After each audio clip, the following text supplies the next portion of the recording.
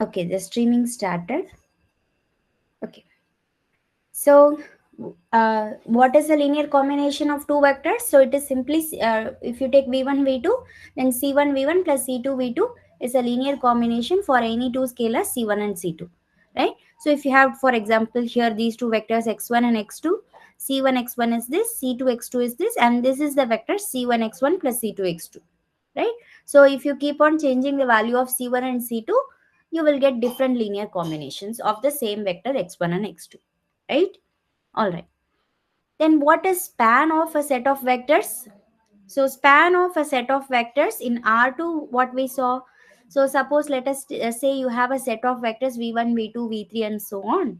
So span is nothing but set of all linear combinations of the vectors. So for example, if you are just considering one vector, then it is the span of this vector. It means all the scalar multiples. So linear combination of one vector reduces to scalar multiple, and the set of a linear combination of two vectors, which you already know, here alpha and beta is varying over r. So this is for r2, right? And what is the span of just the origin?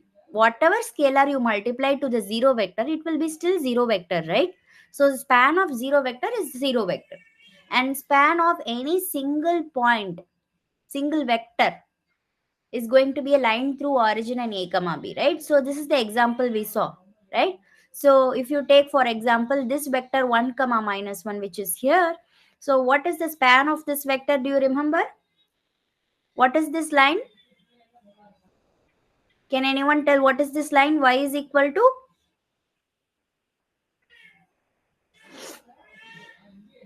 this is a very easy question only, you can try answering this question.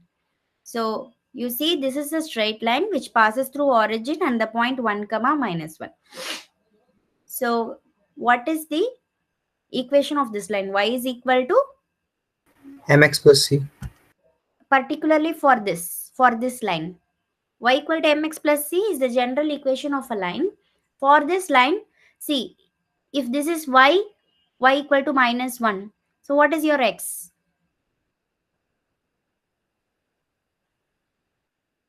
Yes, y is equal to minus x. Good.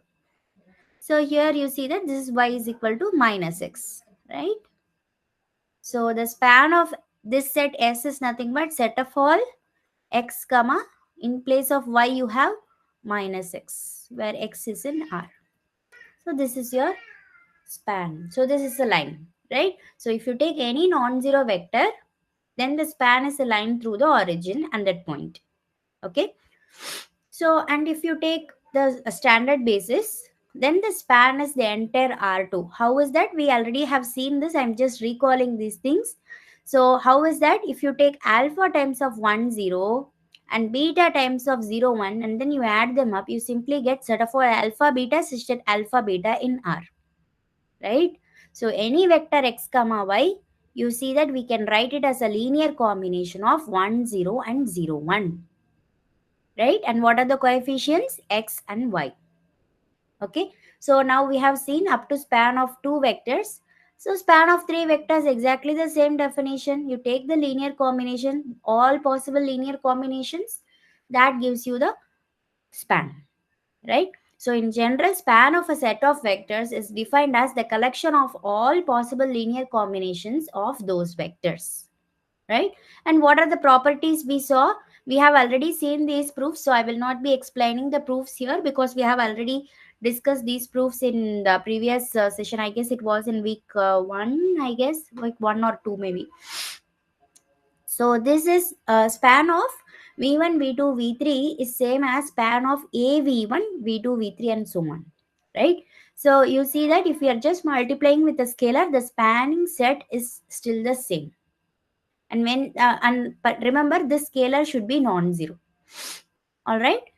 And also, if you are replacing any of the vector, right, with a linear combination, something like this v1 plus a v2, okay, then also still the span remains the same, right? This is the basis for the elimination method, that the span will not change even after replacing a vector with a vector like this. So this is the basis for the elimination method, right?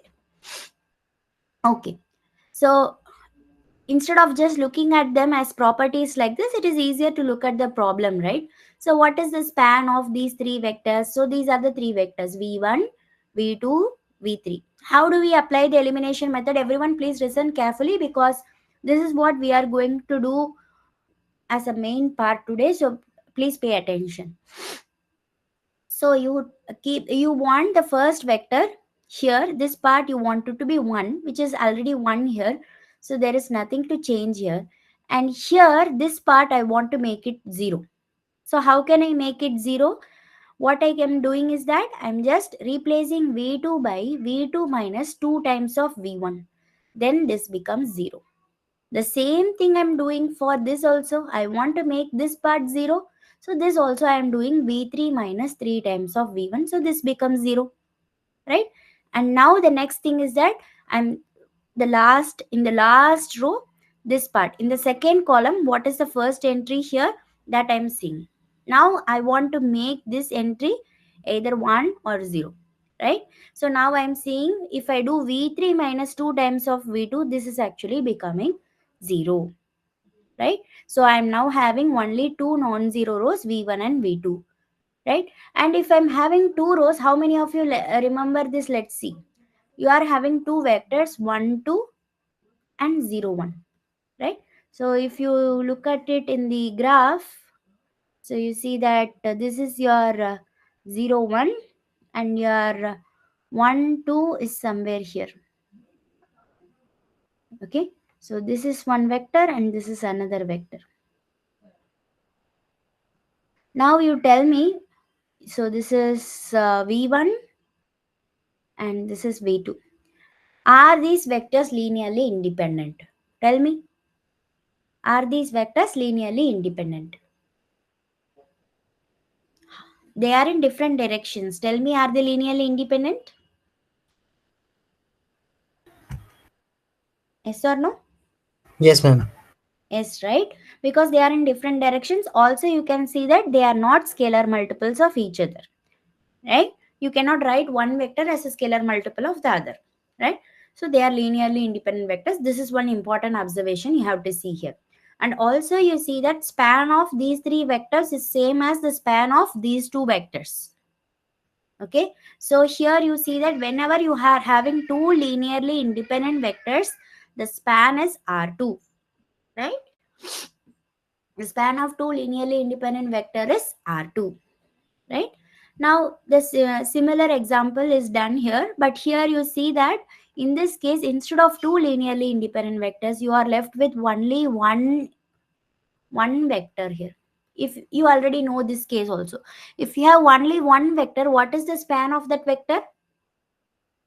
Span of that vector is going to be just a straight line passing through origin, right? Okay, so if you have two linearly independent vectors, the span is going to be entire R2, and if you have only one linearly independent vector, it is going to be a line through origin, right? So in general, let us say you are having some k vectors, okay, all are non-zero. What is the span? Write these vectors as k rows and 2 columns, okay, and then you do this elimination process. Okay, if you do the elimination process, only two cases can happen. One row is non-zero, other rows are 0. So that is this case. Okay, in that case, the answer is a line through origin and it is a non-zero row. And passing through the origin and the non-zero row. And if there are two rows and non-zero, something like this, then you know that entire plane is R2. Okay, so the entire plane R2 is your spanning set. So the span of a set of vectors in R2 can have only two cases in the elimination step. Okay, so now these are all in R2.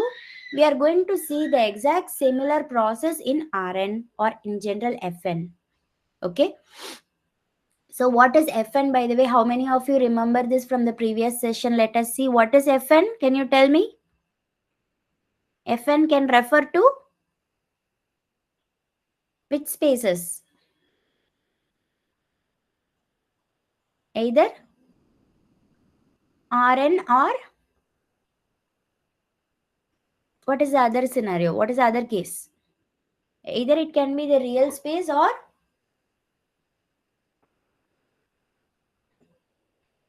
Should I call out your names one by one?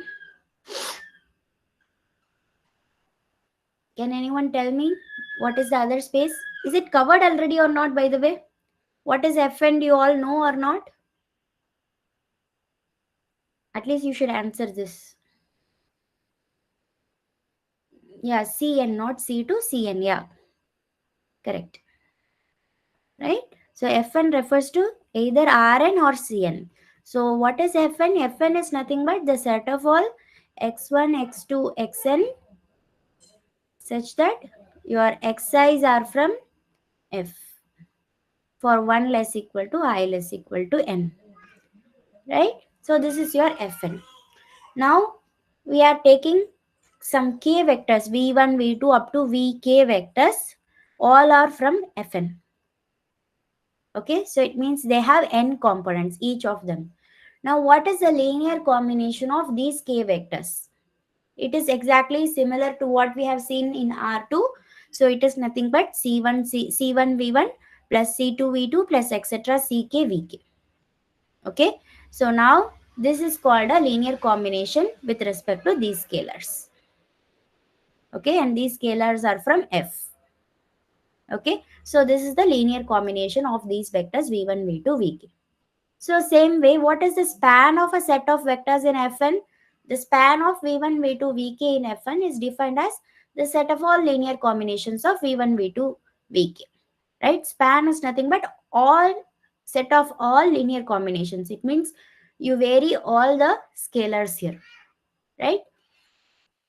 Okay, so now we have seen the definition of linear combination and span in the general scenario, that is in the case of Fn. Now let's try to answer this one. First of all, you are going to tell me the first step. So here we are asked to find if this vector 1, 2, 3, 4, 5, 6. Let me start with a very simple question. Can you tell me which space it belongs to?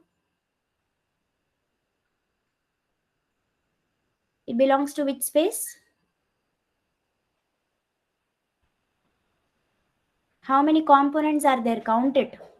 You don't even have to count, it is already there. Yeah? Chirag, can you tell me where does W belong to? M6. Yeah, it has 6 components, so it belongs to R6. Right? It belongs to R6. Okay, so now W is a vector in R6. Now the question is, if W is in the span of the following vectors. So either you consider this scenario or like each cases we are going to consider separately. So what does this mean? So in the span in the set, for example, in the first case, let me explain. So what is the span of, let us call this vector as V1 and V2. Okay, this is your V1 and this is V2.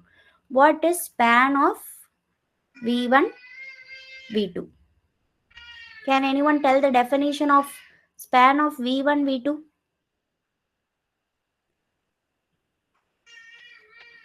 What is the definition? Shantan, can you tell me what is the span of V1, V2?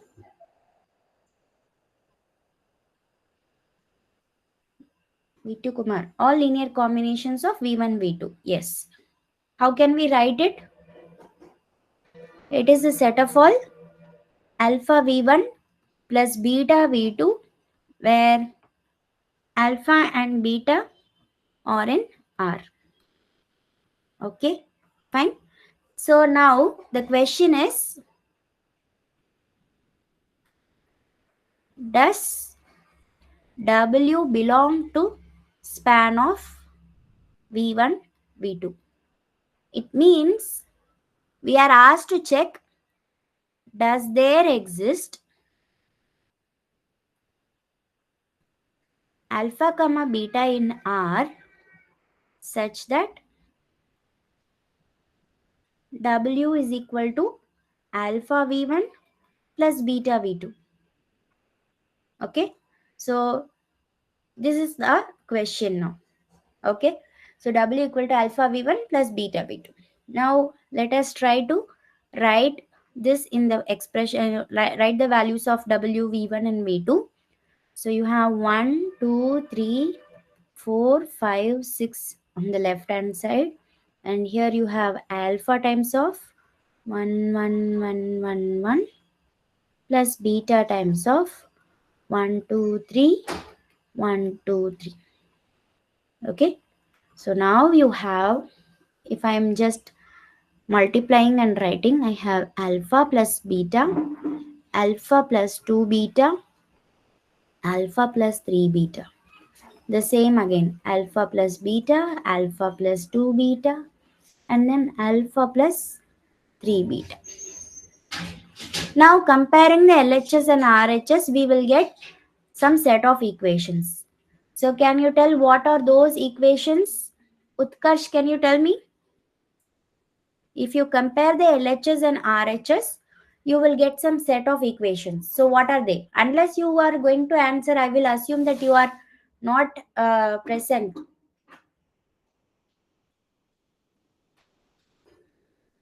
Yeah, Shubham, can you answer? At least in chat.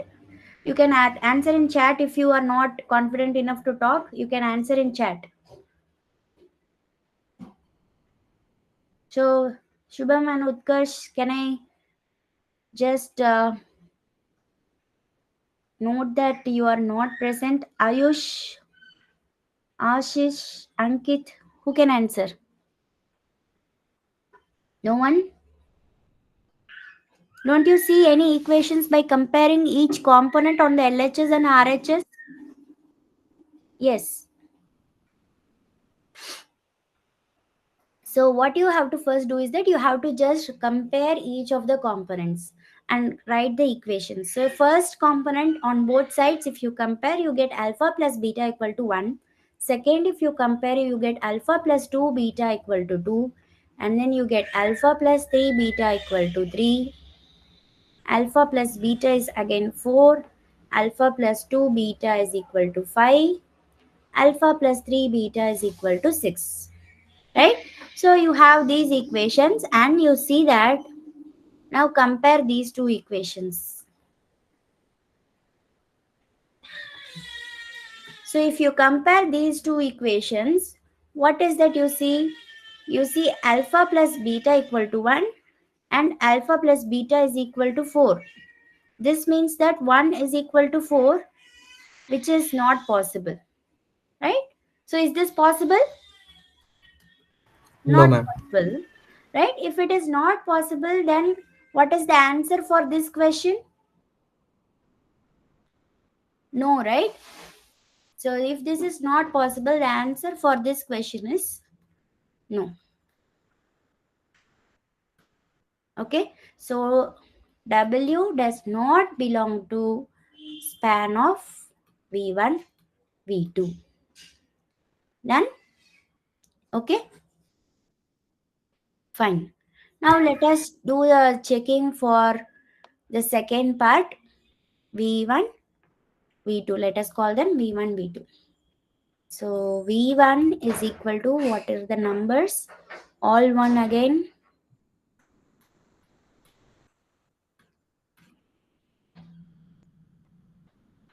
Maybe we can do a different one also anyway. Minus 1, 0, 1, 2, 3, 4. So V2 is minus 1, 0, 1, 2, 3, 4. Now the exact same steps we need to follow. We are going to check, does W belong to alpha span of V1, V2. So this is our question again. Right? So let W is equal to alpha V1 plus beta V2. Then we will get 1, 1, 1, 1, 1 equal to not 1, 1, 1. This is V1, right? Sorry. What is your W? 1, 2, 3, 4, 5, 6, right? 1, 2, 3, 4, 5, 6 is equal to alpha times of V1 plus beta V2. So alpha, alpha, alpha, alpha, alpha. plus, I'm multiplying beta here. So minus beta 0, beta 2 beta, 3 beta, 4 beta. So what is that I will get? Alpha minus beta is equal to 1. Alpha is equal to 2. Alpha plus beta is equal to 3. And then, can you tell me the remaining 3 equations? Anyone? What are the remaining 3 equations? Can you tell me?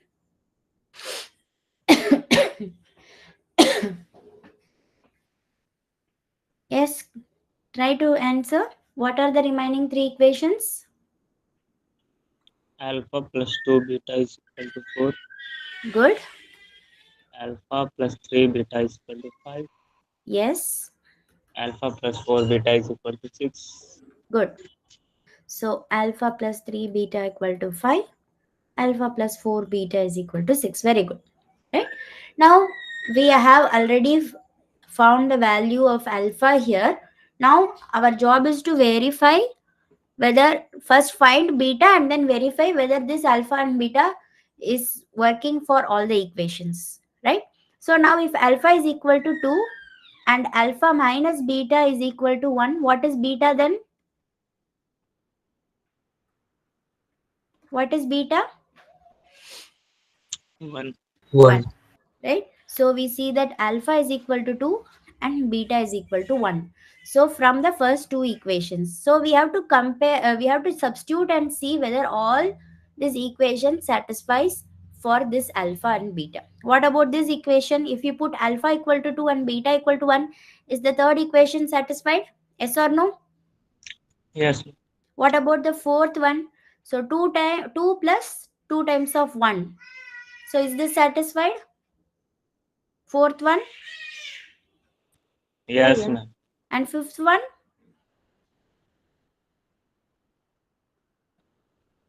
Fifth one also, do we get an answer? Yes, ma'am. Yes. And what about the sixth one? Yes. Yes. Right? So you see that we are having this value satisfying for all the equations. It means that, what is the answer? Does W belong to span of V1, V2? Yes. So you have 2 times of V1 plus V2. W is exactly 2 times of V1 plus V2. So W belongs to span of V1, V2. So is this clear how we are doing this, finding whether a given vector is in span of a set of vectors or not? Is it clear? So can you try these two problems by yourself as a homework? Okay, fine, Yes, ma'am. good.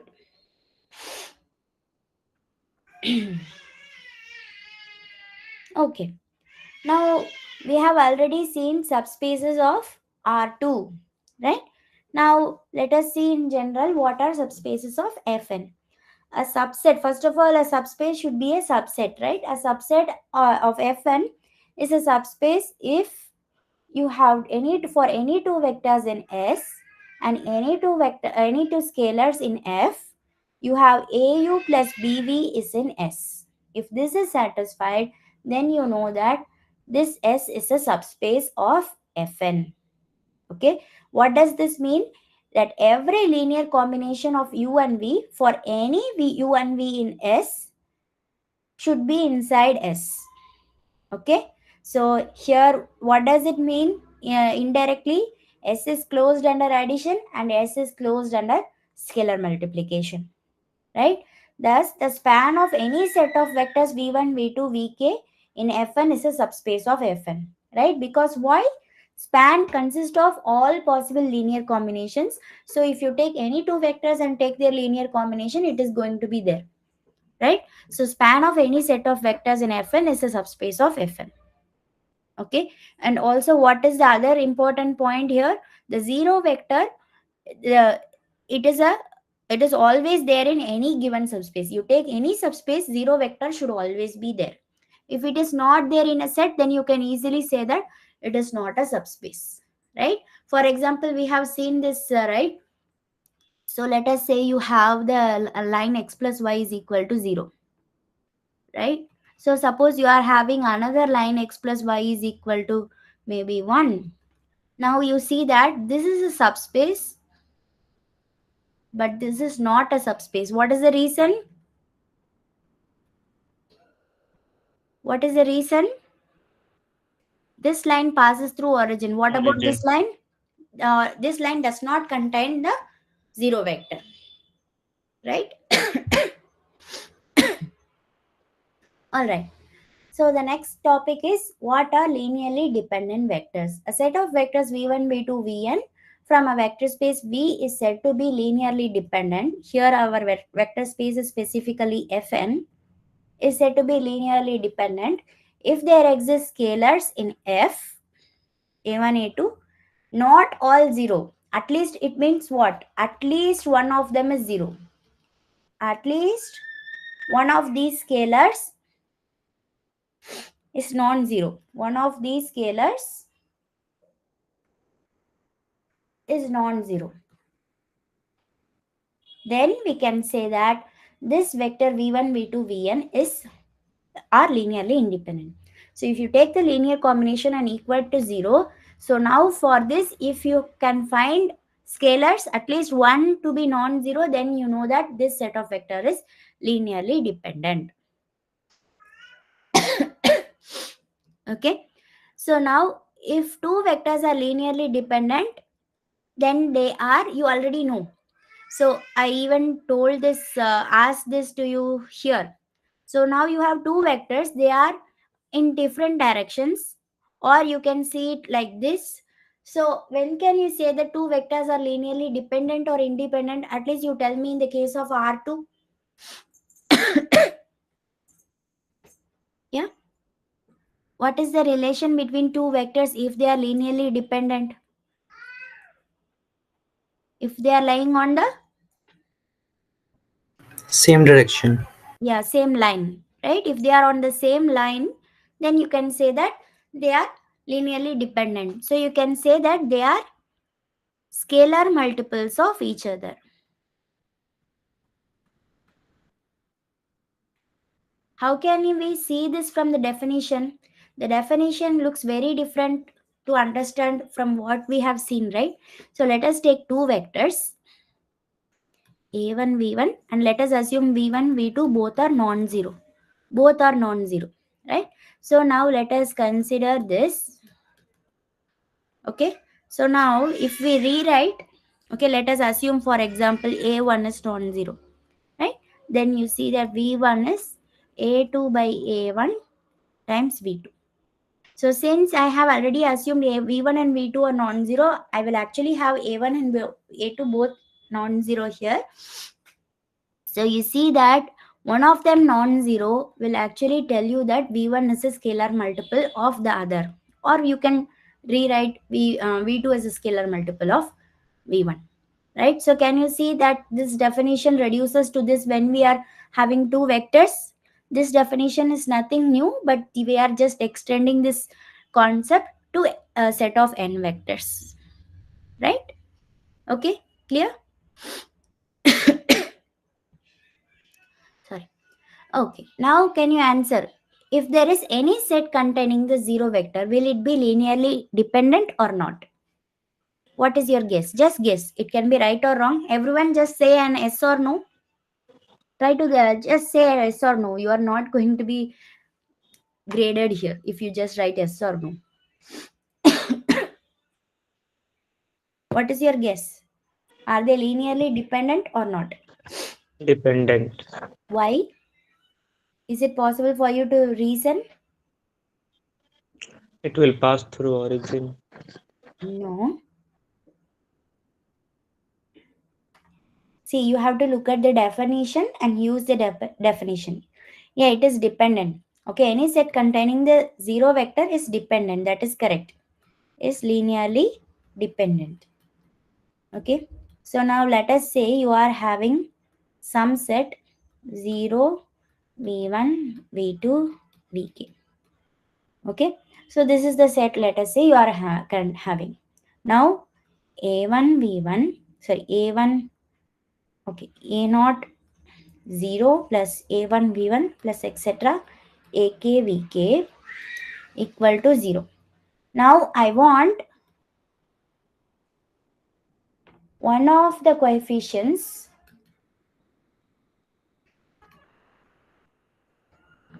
a0, a1, ak to be non-zero. Do we have an obvious choice? Do we have an obvious choice? If I take a0 to be a non-zero value, will this equation change?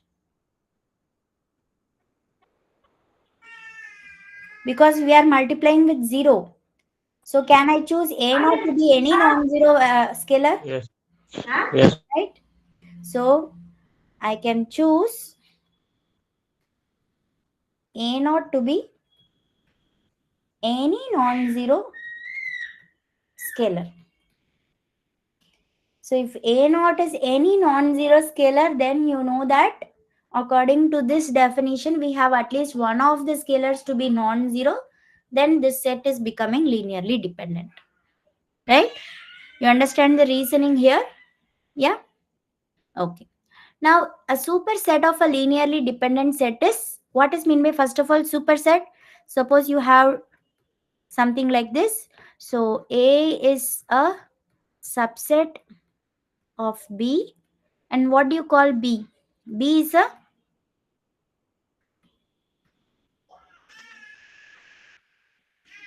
can you fill this? B is a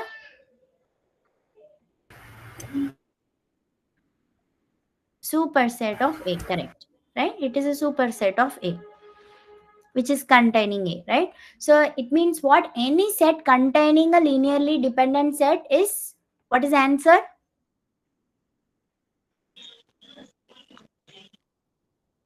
Is it Subset. linearly dependent or not?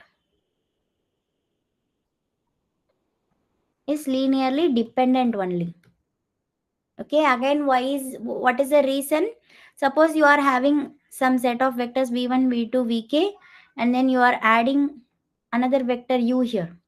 Already this set is linearly dependent. So already you have some non-zero coefficients for this set of vectors, which is going to work even if you are going to add this vector also. Right? Okay, fine. So now, what is the definition of linear independence? It is just going to be the negation of this, right? So here you don't want all of them to be 0, at least one of them to be 0. Here you want all the coefficients to be 0, that's all. Here you want all the coefficients to be 0, then you call the set to be linearly independent, right? So for example, if you obviously take this example, 1, 0, 0, 1, what will you get? What is the answer? You already know. Are they linearly dependent or independent? What is already known fact about these two vectors? Are they linearly independent or not? Yeah? They are linearly independent. So if they are linearly independent, what do you know? So if alpha times of this vector plus beta times of this vector is equal to 0, then you should get alpha equal to 0 and beta equal to 0. So can you see that obviously? Because alpha comma beta is exactly your vector. So you can see that this gives you alpha equal to 0, beta equal to 0. Right? So for any linearly independent vector, this is what will happen. Okay? Fine. A subset of a linearly independent set is, what is the answer? Here you know that a set containing a linearly dependent set is linearly dependent. But here that fact will not work. Right? If you add another vector to this set, it actually becomes linearly dependent. So this fact only works for linearly dependent set. Similar way, a subset of a linearly independent set is, what is the answer? Linearly dependent or independent?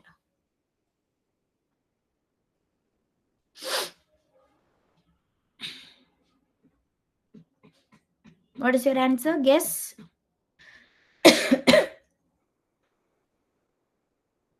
Is linearly independent. Okay, fine. Now let V be any non-zero vector. It is a singleton set. What can you comment on this? This is a non-zero vector. Is this linearly independent or not? So alpha times of V equal to 0 and V non-zero implies alpha is 0. So it means that this set is linearly independent, right? So any singleton non-zero vector is always linearly independent, right? And two non-zero vectors are linearly independent if and only if they are not scalar multiples of each other. Okay, they are linearly independent if and only if they are not scalar multiples of each other, right? Now let us look at the general case. Now span of for general case for span of vectors. So span of one vector in R2 we have already seen. What is the span of one vector in R2? The span of one vector in R2 is a line through the origin and the vector, right? So here also it is just the all possible scalar combinations. So if you take one vector, non-zero vector from Fn, then span of V is nothing but all alpha V, alpha in F. So in R2, you know that it is a line passing through origin. In in R3 also it is a line passing through origin, right? So like this you can tell. And here, if you take two vectors, it depends on whether the vectors are linearly independent or dependent, right? For example, let us split the cases here. So first of all, let us take two vectors uv. Okay, so when you are having two vectors uv, now let us say, so let us consider this case. Suppose one of the vectors is 0. Then what happens to the span?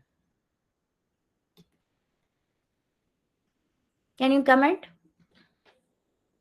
What is the span of this vector? If one of them is 0, what happens to the span?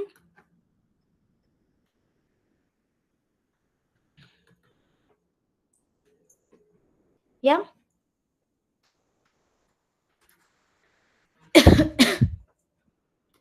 Maybe I will write like this. So here let's have span of uv and I consider the different possible cases here.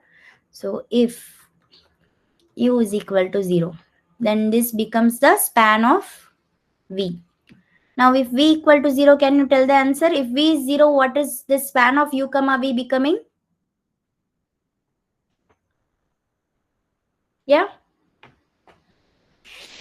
If u is 0, span of uv becomes just span of v.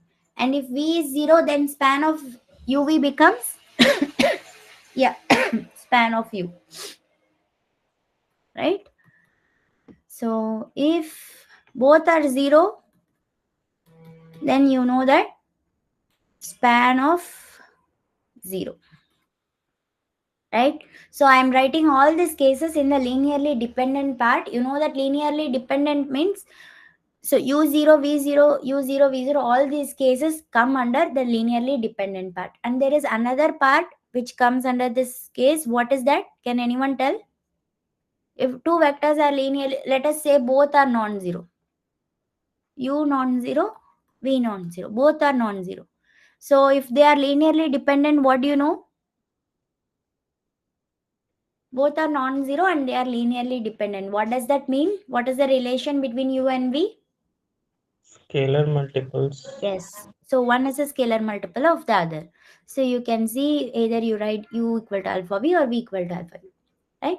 So in this case, span of uv simply becomes again span of u or span of v. Both are same. Both are same in this case. Okay, both are same. Okay, so here you see that span of two vectors becomes span of one vector in all these scenarios. So it's in linearly dependent case, span of two vectors reduces to span of one vector. Okay, and if you are having two linearly independent vectors, then span of uv is going to be alpha u plus beta v alpha comma beta in F. Okay, all possible linear combinations, right? Suppose we have more than two non-zero vectors in Fn. Now, how are we going to first of all check linear dependence or independence? So once we know the linear dependence or independence, based on that we can find that span. You see that if they are linearly dependent, then actually we can reduce the spanning set and then we can easily find the span, right? So first of all, before going to the span of more than two vectors, we first need to understand how to check linear dependence or independence of more than two vectors in Fn. So how to check? Okay, so let us see. We have already seen it in a different scenario here. See, for example, let us say you are having three vectors here, v1, v2, v3, right? So now these three vector, now it reduced to only two vectors. Here also you see three vector reduced to only one vector, right? So it means you can already say that this set is linearly dependent, because the number of spanning this vector spanning the set is reducing. So this itself tells you that the set is linearly dependent. Let us anyway see the steps to understand it completely. Let us say you are having k vectors, okay, from Fn. Okay, so let us form a matrix from this by arranging these vectors in rows. Okay, so we have arranged them in the rows. Now, what is the size of this matrix? You have k vectors and each vector from Fn. So you have a k cross n matrix. Okay, where each ith row is this vector vi. Okay, now suppose let us assume that this a11 is non-zero. Suppose if it is 0, then we have to either rearrange the row or column. We will see it in an example maybe. Okay, for now let us assume that our a11 is non-zero. Okay, so if a11 is non-zero, the first step is you divide the first row by a11. Okay, so now the first non-zero entry in a column, we call it to be pivot. Okay, we call it to be a pivot. So now you take this column. So this is the first non-zero entry and that is pivot, and we are going to make each of the pivot entry, okay, each pivot entry in a row, in a row. Now we are going to make each pivot entry of any row as 1. Okay, before the first step is first row, we are trying to make it to be 1. So this is the first step, right? And step 2, okay, for step 2, we are now going to subtract each vector, okay, with this number. What is this number? This is what we have done here, if you remember. Exactly, this is what we are doing here. Right, here it is already 1, so we did not do any scaling for this. And for second step, what we did, v2, this is your v2 minus 2 times of v1, right? So what is this 2? So for example, if we name this as a11, a12, a21, a22, and this is a31, a32, right? So now what is this this number 2? This number 2 is from here. This is your a21, right? Similarly, this number 3 is your a31, right? So we are just subtracting the product of this with v1. So that is exactly what is done here also, if you can see, right? So I'm going to subtract ai1 by a11 times v1. If we do this, what will happen? So you are having ui. So this is your vi. Ui is equal to, this is your vi minus ai1 by a11 times of v1. So what is happening? ai1 minus ai1 times a11, a11. a11 is non-zero. So this term get cancelled. So you have ai1 minus ai1. So this term becomes 0. Right? So like this, all the rows, the first entry becomes 0. So for all the rest of the rows, the first entry becomes 0. So you will get a matrix like this. So what is the first step? First step, we simply scale the first row and make the pivot. And now we made all the entries below this pivot to be 0. Right? All the entries below the pivot to be 0. Right? So now what is the next thing? We are moving to the next column. So this is my next column. I'm going to choose this part now. Now I want to make this to be the pivot. Next pivot.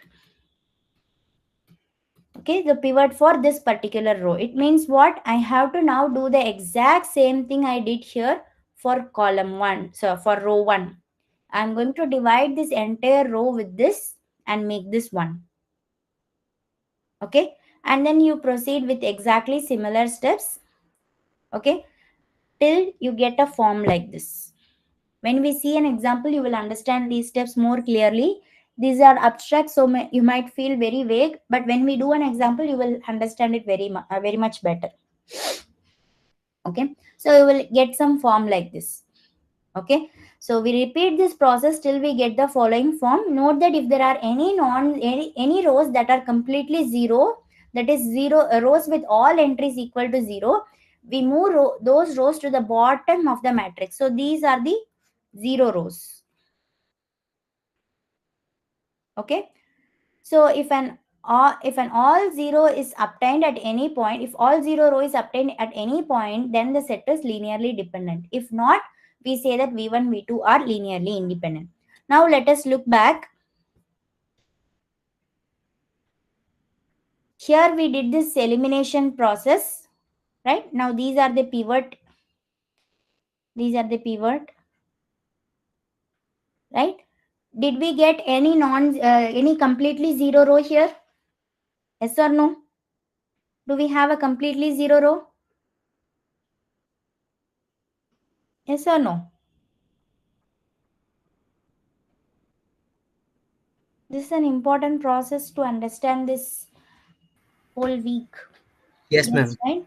So if you have a 0 row, if you are having a 0 row, then it means that this set which you are considering 1, 2, 2, 5 and 3, 8, this is linearly dependent. Okay, whenever in the reduced form, if you see a 0 row, then it means the set which you have considered are linearly dependent. If you don't get any 0 row, then it means your set is linearly independent. Here in all these examples which we have considered, here you see 0 rows, so this is also linearly dependent, right? So let us, I guess here I have given some other examples. Let us see. Yeah, so I have some examples to explain it to you here. So everyone listen carefully. This is a very important topic for this week. So here, how we are doing this elimination process. We are having now 3 vectors v1, v2, v3. We are going to write them as rows of a matrix. 1, 2, 3, 2, 3, 4, 3, 4, 5. My A11 is already 1. This is already a pivot. Okay, so my step 1 is already done here. I don't have to do anything. So I simply go to step 2. So I want to make these 2 entries 0. So what is the step to make these 2 entries 0? Can anyone tell me what is the row operation I need to do? R2 goes to 2 into R1. R2 minus 2R1. Same way R3 goes to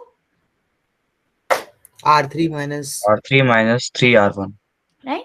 So if I do these steps, then what will I get?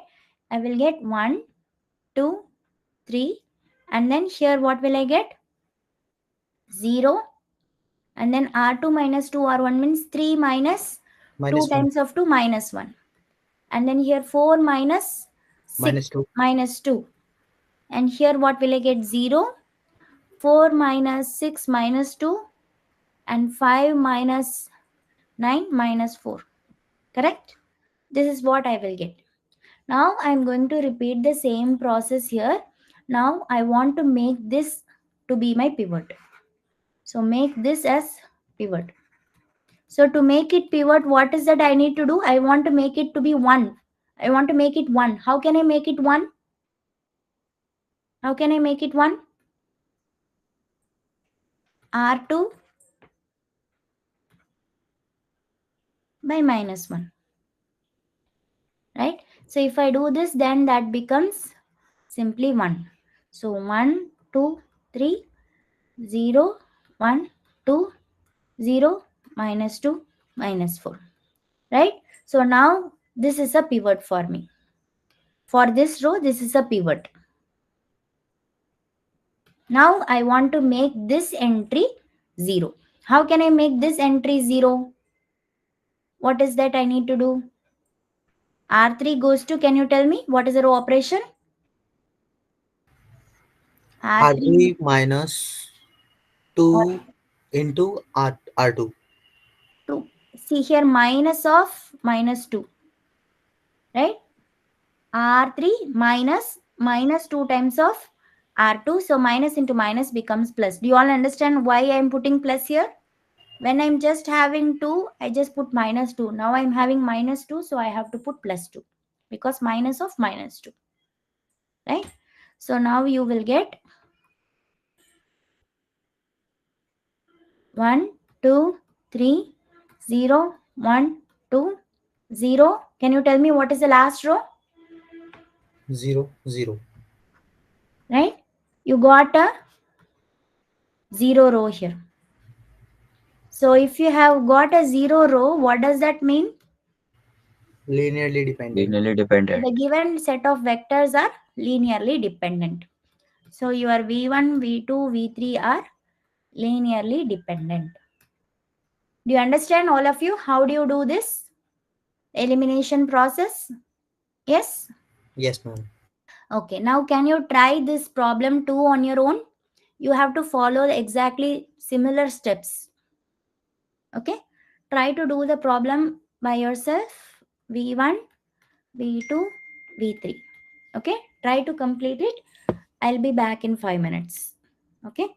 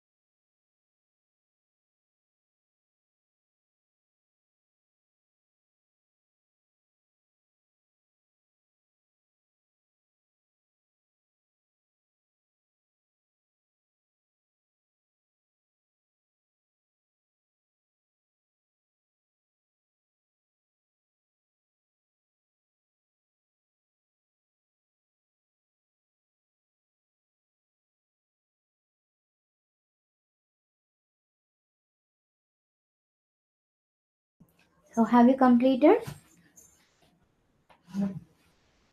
Yes? Yes, Okay. ma'am. So is it linearly dependent or independent? Ma'am, linearly independent. Independent. So you got all the rows to be non-zero, right? So Yes, ma'am. Yes, ma'am. you got an exactly upper triangular matrix, if I'm correct, right? Yes, ma'am. Yeah. So here one thing you should observe. What is that observation? Here you should see that span of, let us say these are v1, v2, v3, and let us say this is u1, u2, and this is the zero vector. So span of v1, v2, v3 is same as span of u1, u2, right? Exactly. So in your second scenario, actually you will have three vectors. So span of v1, v2, v3 is same as span of u1, u2, u3. Correct? Yes, ma'am. Okay, fine. Okay, so Ma'am, yes, I want to ask something. yes. In the previous question, you did R2 is divided by -1. No? Mm-hmm. Can we also multiply it by -1? It will Of same, no? course, yeah, it is same. Yeah, Okay, thank you. yeah. So I'm just doing the exact same thing which I did here. That's why I put divided. Otherwise, it does not make sense. So it does not make any difference. I just want to repeat the similar step for second row. So that's why I put division. Okay. Okay. So spanning set here. What are spanning set? What is the span of a set we saw? Now we are going to see what is a spanning set. So what is a spanning set? A set of vectors v1, v2 of a subspace S, okay, of Fn is said to be a spanning set of S if you have S is equal to span of v1, v2 and so on. Okay. For example, here, for example, let us say you have a subspace S, which is nothing but span of u1, u2. Now can we say v1, v2, v3 is a spanning set for S? Right? Because span of this is equal to S, right? So that is the definition of spanning set. You call a set of vectors to be a spanning set for a subspace if S is equal to span of those vectors. That's all. Right? Okay. Now for maybe some other example. Suppose, can you call E1 and E2, which is the canonical basis? Can you call this a spanning set of R2? Yes or no? Yes, ma'am. You can call this a spanning set for R2, right? Okay. Now what about, let us say we saw this example, right? What is span of 1 comma minus 1, right? We saw that. So can we say that for the line y is equal to x minus x, the vector 1 comma minus 1, this is a spanning set? Yes or no? So this is a subspace now. For this subspace, this is a spanning set, I'm saying. Yes or no? Yes, ma'am. Correct? Okay. So this is what is mean by spanning set. Now, what is mean by basis? Basis is also a spanning set, okay, which is also linearly independent. So basis has two things. So basis has two things. What are they? First of all, it should be spanning and it should be linearly independent. If both the conditions are there, then only we call the set to be basis. If one of the condition fails, then it is not a basis. For example, now you have two spanning sets, right? So this is a spanning set, this is a spanning set. Both are spanning sets for this space S, right? Now which one is a basis? This or this? Which one is a basis?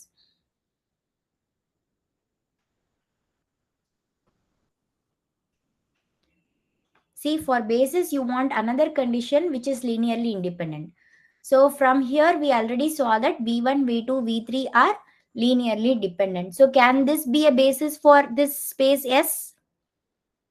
No, ma'am. So this is not a basis. What about the other set U1, U2?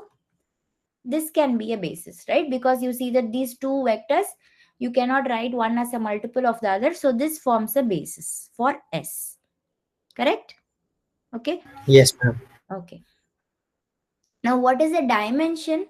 The number of elements in a basis of S is called the dimension of S.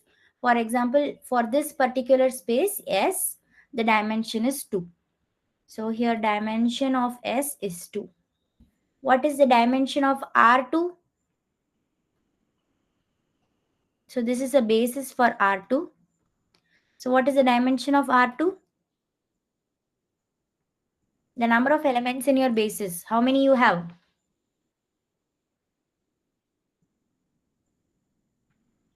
Such a difficult question to count the number of vectors. 2, right? So you have 2. What about this one? What is the dimension of, let us call this subspace to be S. What is the dimension of S? How many vectors you have in the basis? So this is a basis for this particular. We have already seen any singleton non-zero vector is linearly independent. So this is both spanning and linearly independent. So this forms a basis. So what is the dimension of this particular line? 1. Right? Okay. So always remember that any subspace will have dimension less than or equal to the corresponding n here. Okay. So if S is a subset of Fn, then dimension of S is always less equal to n. Okay. And we call a vector space to be finite dimensional if it has a finite spanning set. Okay. So if you have the number of vectors in the spanning set to be finite, then we call that particular vector space to be finite dimensional. Here Fn is finite dimensional because we have exactly n vectors in the basis, and in any spanning set you can have finite number of vectors. Okay. Any subspace S of Fn can be written as span of V1, V2, Vk, where V1, V2, Vk are linearly independent. Okay. So any subspace can be written as, any subspace of Fn can be written as span of some particular set of vectors which are linearly independent, and always this k is less equal to n. Okay. Now can you tell me what is the dimension of the space S? The space S is the span of V1, V2, Vk, and it is also given that V1, V2, Vk are linearly independent. Can you tell me what is the dimension of the space S?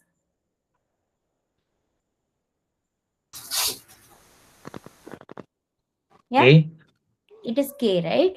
So the answer is K. And what can you say about this set V1, V2, Vk? It is a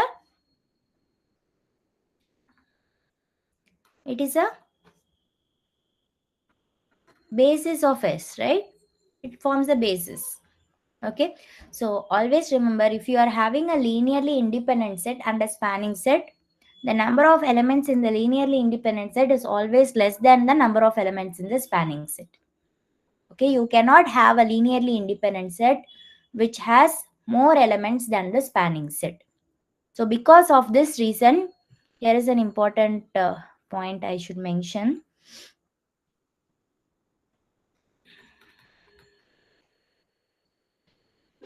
If there is a set of k vectors where k is greater equal to n plus 1 from Fn, what can you say about it? Will it be linearly independent or linearly dependent? You are taking Fn, you know this canonical basis forms a spanning set for Fn, right? So now use the above theorem. If you use the above theorem, what can you say about any set of k vectors where k is greater equal to n plus 1? Will it be linearly independent or dependent?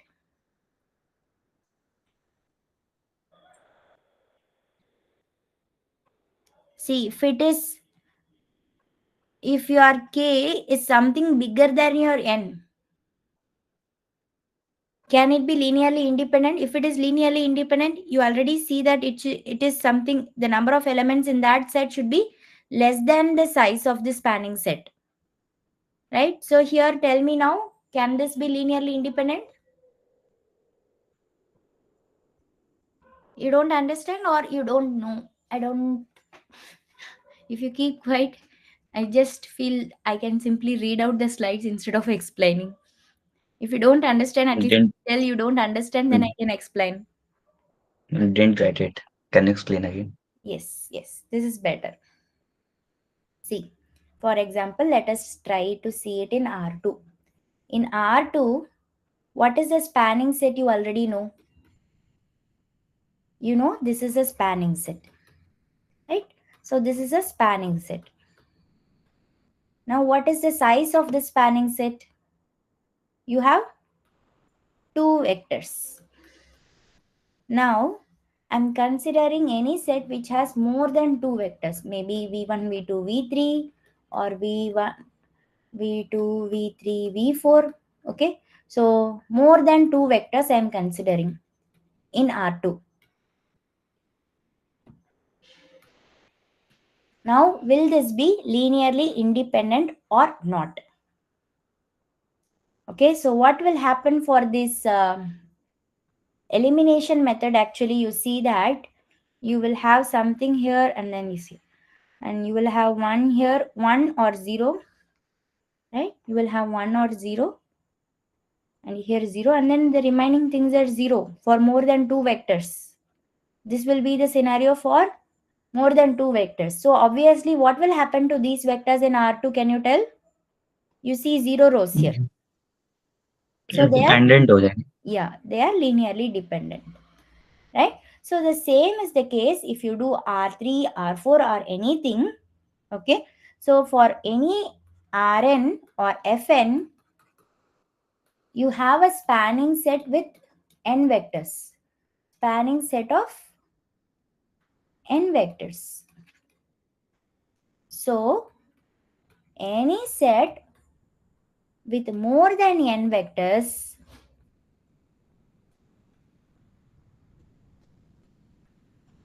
is completed linearly.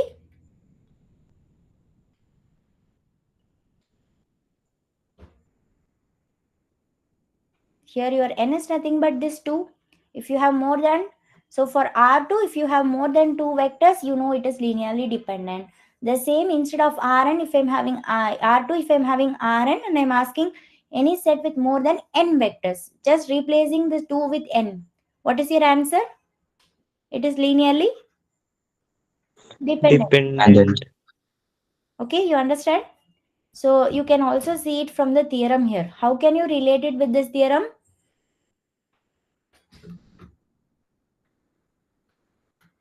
So the theorem says that if you have a linearly independent set, then the size of this linearly independent set is always less than or equal to k. But I am already taking a set which has more than k vectors, right? It means that it should be linearly dependent, right? Any set which has size bigger than the spanning set is always linearly dependent. That's all you should understand. Now, do you understand what I'm saying here? If you take any set of vectors which is having more than the spanning the vectors in the spanning set, that is always linearly dependent. That's all. Clear? Okay, fine. Now, how to find the basis? You know what is a subspace. You know what is a basis. Now, how to find a basis of a subspace? This is the question. Okay. So now let us say you are having a subspace S which is given as span of V1, V2, Vk. Now, how to find a basis for this subspace? Okay. So for example, here we saw that we saw this very simple case we have seen, right?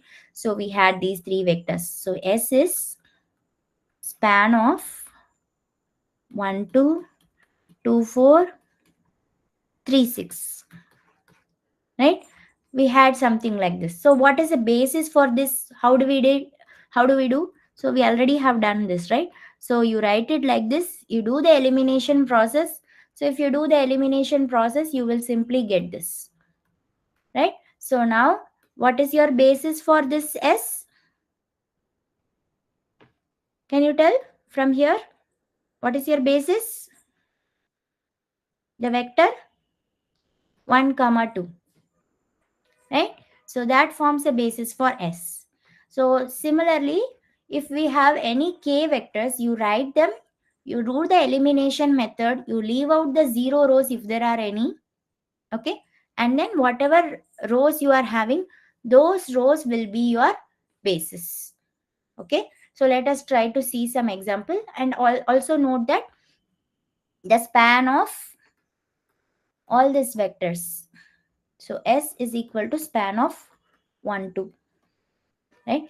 This span and this span are exactly the same, okay? Fine.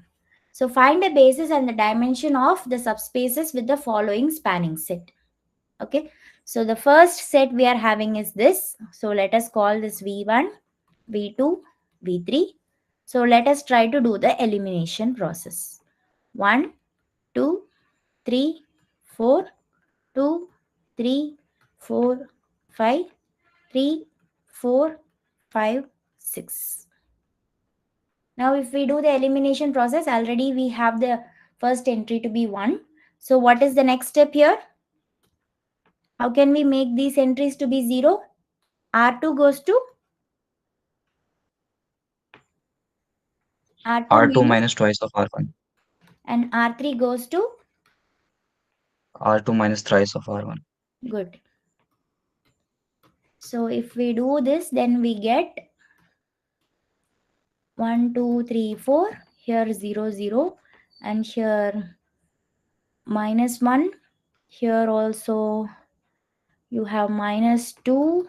And here you have -3, right? Yeah. And then what about here? So first one is 0, 4, and here -6. So -2, 5 minus 9 -4, 6 minus 12 -6. So what is the next step? You have to make this entry to be 1 and this entry 0. Let us do both of that. So let us do R2. So here you see that you have 1, 2, 3, 4, 0, 1, 2, 3, 0, -2, -4, -6. And the next step is R3 goes to R3 minus 2 R2. So which will give you 0, 1, 2, 3, sorry, not 0. 1, 2, 3, 4, 0, 1, 2, 3, 0, 0, 0, 0. Now, what is your basis and what is the dimension? Can you tell me? Can you tell me what is the basis for this spanning, this space S? What is your basis? 1, 2, 3, 4. What is the other 0, vector? 1, 2, 3. Yeah. So what is your dimension? 2. 2. 2. Right? Because you have two vectors in the basis, so the dimension is 2. Okay. Now in the next scenario, you have 4 vectors. Okay. So you have 4 vectors. So what are they? 0, 0, 1, 1. -1, 0, 1, 2. 0, 0, 2, 5. And then 0, 0, 0, 4. So in this case, your A11 is 0. If A11 is 0, what can we do? So usually A11 is non-zero and then we divide if required to make it 1. Now if your A11 is 0, what can you do? You can either interchange the row or interchange this column. Okay, so let me do the row operations here. So row 1 interchanged with row 2. Okay. So I will get minus 1, 0, 1, 2, 0, 0, 1, 1, 0, 0, 2, 5, 0, 0, 0, 4. Okay, so now I just want to make it 1, so I can simply make R1 by R1 minus 1, and then I will get 1, 0, minus 1, minus 2, 0, 0, 1, 1, 0, 0, 2, 5, 0, 0, 0, 4. Now if I take so now this is a pivot. Now what is the pivot of the second row? Can you tell me? Where is the pivot in the second row?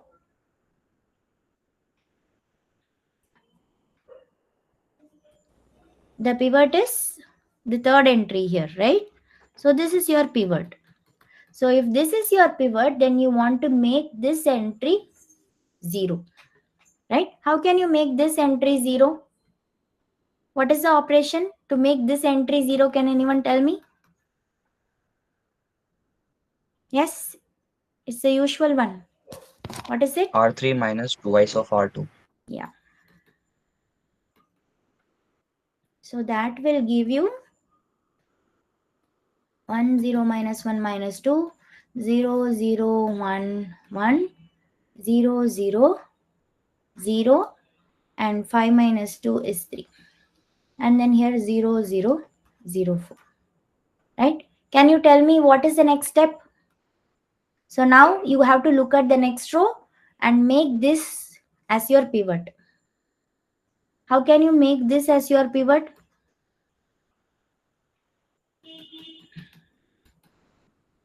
Yes.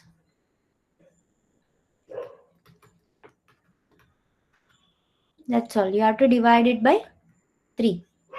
Right? So you have 1, 0, minus 1, minus 2, 0, 0, 1, 1, 0, 0, 0, 1, and then you have 0, 0, 0, 4.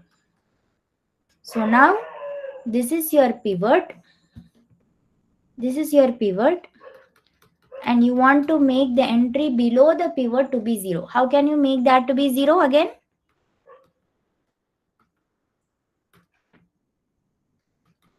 Right? So in this way you get that 1, 0, minus 1, minus 2, 0, 0, 1, 1, 0, 0, 0, 1, and then 0, 0, 0, 0. Okay.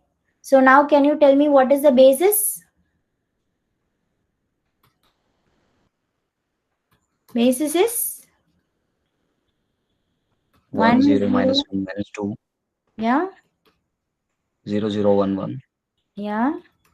0, 0, 0, 1. Good.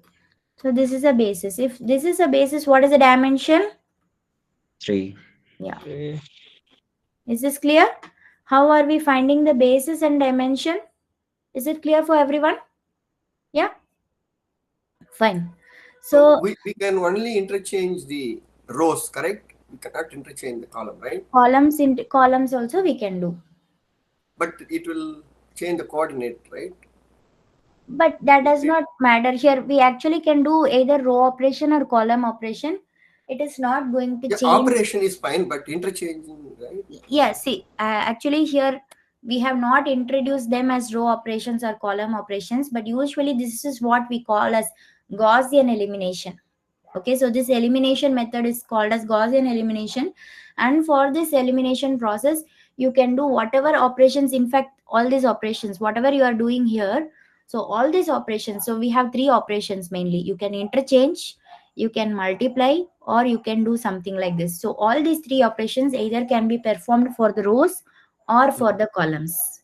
So usually I stick to rows so that I don't get confused with the track of what I'm doing, but you can actually do row or column. Anything is fine. Okay. Finally, when we arrive at the basis, how would we represent the basis? The same usual way. Whatever So if, non-zero rows for you example, have, if that gives you the basis. Okay, for example, if we had interchanged the columns, right? So Yes. would the basis, the coordinate system will change, or is No, it it will doesn't not change. matter? The basis will, see, even though you are having a different basis, you will have definitely a different basis if you are changing the column. Okay, but still you will, whatever basis you have, that is going to give you a correct answer only. You may not get the exact same basis, but you will get a different basis. Okay, Okay, thank you. fine. Because, like, right, for example, even for R2 there are several possible bases, right? You can have the standard basis, the canonical basis, or you can have like 2011 or 1011, like this. You can have several possible bases, right? The same way for this particular case, maybe you will have a different basis than this. That's all right. So now the same question, find the basis and dimension of a subspace, but now your subspace is not given as a span of a set of vectors, but instead given with a set like this with a condition given by two equations. Okay, so you are given that W is equal to set of all x1, x2, x3, x4, x5 such that 2x1 plus 3x5 equal to 0 and 4x2 plus x4 equal to 0. So before jumping into this problem with 5 coordinates, I want to see the problem which you already know. Let me do one which you already know. So let us say you have set of all x comma y such that x plus y is equal to 0. Find the basis and dimension. How will you do? Tell me. You already know the answer. Tell me, how will you do? I took the most simplest case to start with. So you have the equation x plus y is equal to 0. From this, can you write what is y? What is y? Minus x. Minus x. Y is minus x. So if y is minus x, you can rewrite the set as x comma minus x, x in R. Now you write x times of 1 comma minus 1, x in R. Right? Now can you tell me what is the basis? What is the basis now? What is the basis? This is a span of 1 comma minus 1, right? So what is the basis? Your vector 1 comma minus 1 is your basis. And what is the dimension? 1. 1. Okay. Let me do another simpler example before the next problem. Let W equal to set of all x comma y comma z such that x plus y plus z is equal to 0. Now, you have to follow some similar steps only. Find basis and dimension. How will you do?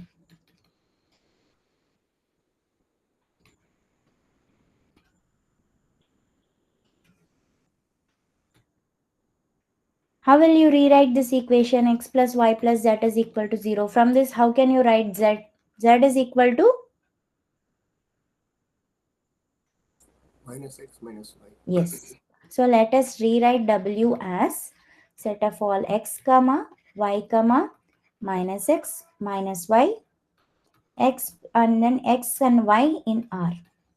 Okay. Now, instead of just one scalar, I am having two variables here. So I have to take out both the variables to get the basis. How can I take out both the variables? So I have to do something like this. Okay. So what is the coefficient of x? What is the number here? I should get 1. And here, what is the number I should get? What is the coefficient of x in this term? 0. What is the coefficient of x here? Minus 1. And then for y, what is the coefficient of y for first term? 0. Second one? 1 minus 1. Okay. So now can you tell me what is the basis? 1 0 minus 1 1 0 0 1 minus minus 1. Okay, and what is the dimension? 2. Okay, now I guess you have an understanding and you have an idea. So now tell me, you have two equations instead of one equation. You have to do exactly same steps just like you have done here. So now 2x1 plus 3x5 equal to 0. From this, what can you tell about x5?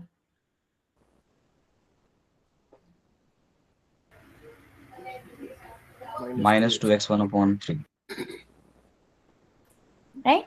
And what can you tell about x4 from this? Minus minus 4x2. 4x2. So now how can we rewrite w? x1 we have to retain as it is. x2 we have to retain as it is. x3 also we don't have anything to change it. So what about x4?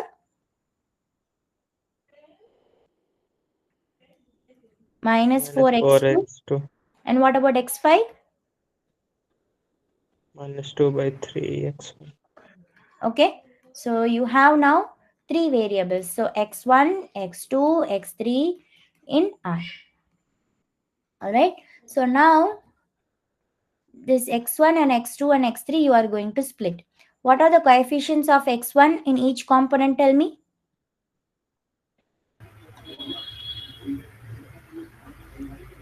Tell me quickly. 0 0 0 0 0 0 minus 1 2 by 3. minus 2 I think. Yeah, sure. And then what about the coefficients of x2 in each component? 0 1 0 minus 4 0. And for x3? 0 0 0 0 1 1 0 0. minus Okay. So now you can clearly see what is the basis. What is the basis here? 1 0 0 0 minus 2 by 2 3. by 3.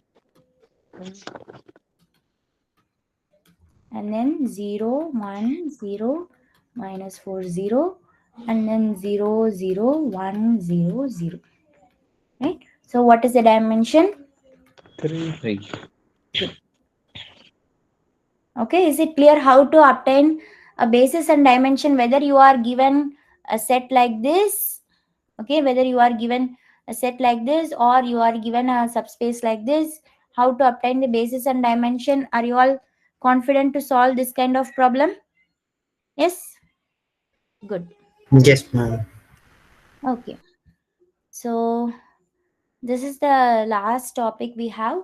We already have a method to find a basis. Now, what is a simplified basis? We will see. Now, the already existing basis is of something like this. You have some kind of a upper triangular form in the basis, right? Now, what we are going to do is that we are going to reduce this even further to kind of a identity form of the basis. How are we going to do? We are going to do some exactly similar type of reduction. Okay, so for example, you are going to replace this u1 with u1 minus u1 two times of this. Maybe this, instead of seeing these steps, let's do a problem to understand it in a better way. Maybe let us take this example itself. Okay, already it is in that form only. It is already in that identity form. Maybe I want some example which is not in that identity form. What about this one? Yeah, maybe I will just make up one example here.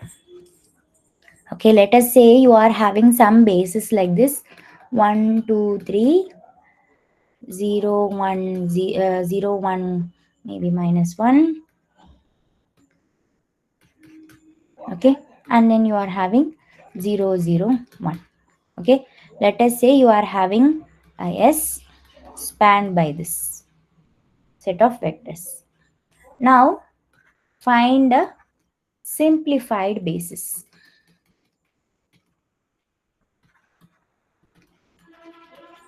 Okay, how will we do? We already have the upper triangular form.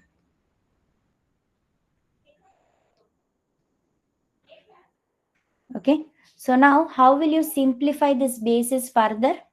So for that we want to, for the R1, okay, so you see this U1, I'm replacing with U1 minus U12 times of U2 minus and so on like this. So R1, I'm replacing with R1 minus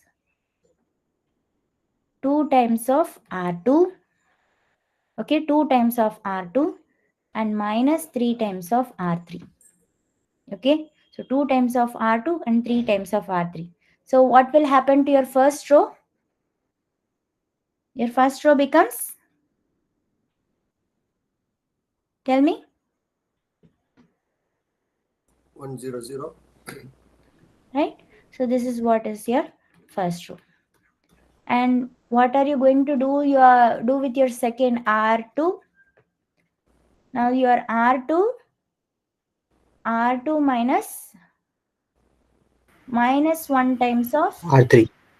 R3, right? So which is nothing but R2 plus R3. So you will actually get the identity form in this case.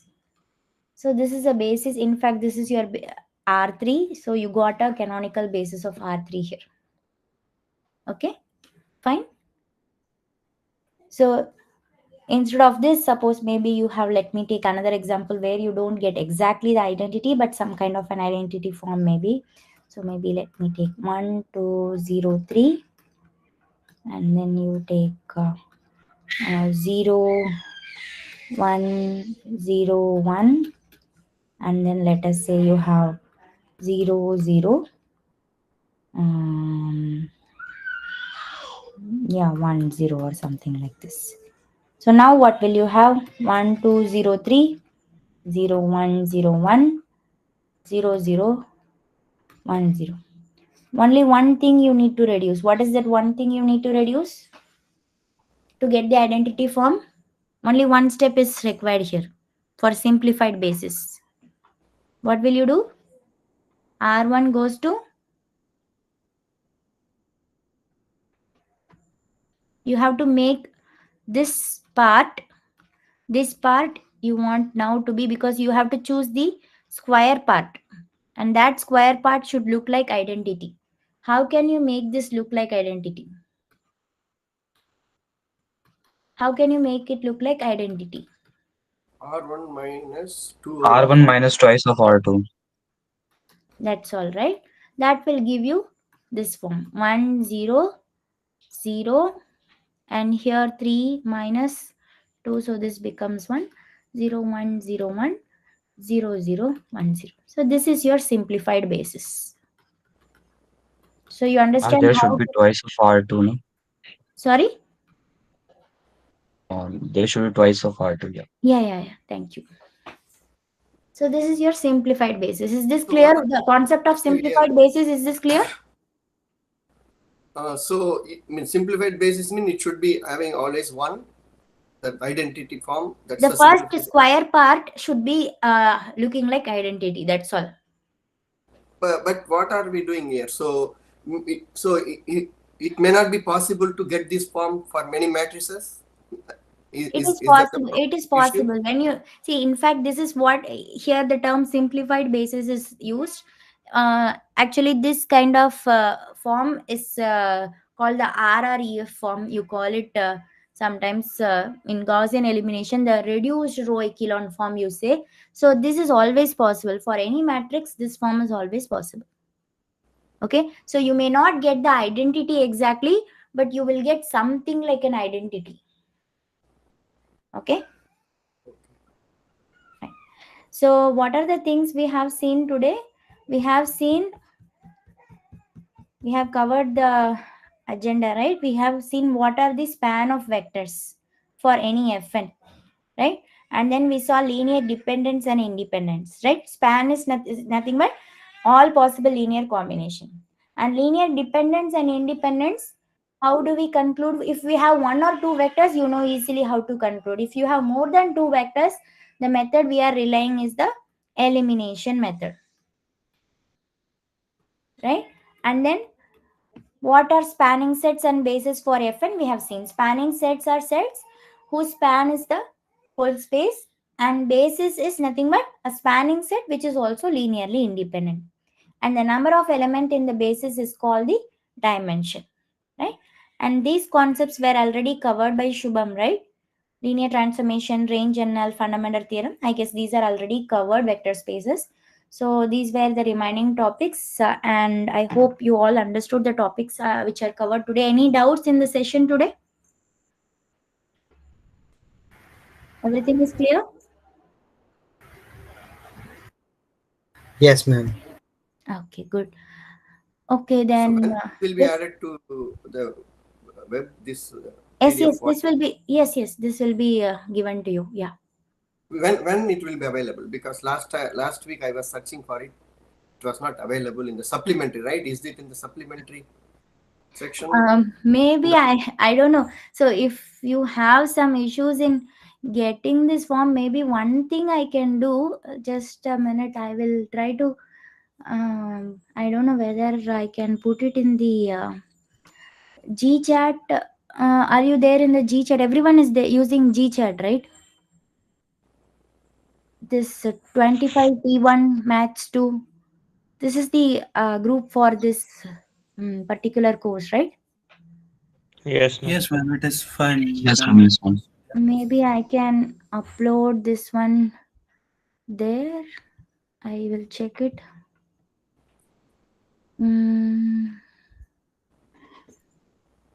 Yes, I guess.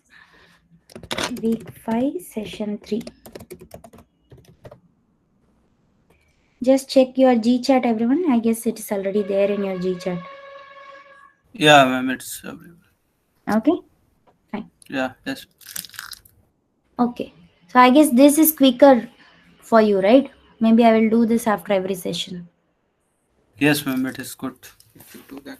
One more request. Yes.